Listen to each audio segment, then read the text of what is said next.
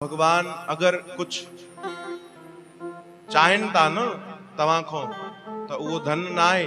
छो जो धन तो उन्हनि दिनो आ। वो कोई संसारी पदार्थ न था चाहिन, छो जो पदार्थ तो उन्हनि ठाया आहिनि। चओ हरि राम। अरे लक्ष्मी जंहिंजा चरण थी दबाए वो भगवान तव्हां खां केवल धन चाहींदो। लक्ष्मी माता पान जंहिंजा चरण थी दबाए, जंहिं सॼी सृष्टि बनाई आहे, वो संसार जी कोई शइ तव्हां खां चाहींदो भगवान न। भगवान तो वो चाहींदा न जेको भगवान तव्हांखे न ॾिनो हुजे, तव्हांजी निजी शइ हुजे। चओ हरि राम। छा आहिनि असां वटि भगवान खे ॾियण लाइ? प्रेम जा ॿ आंसू। चओ हरि राम।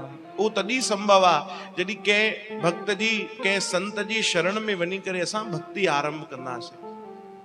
चओ राम।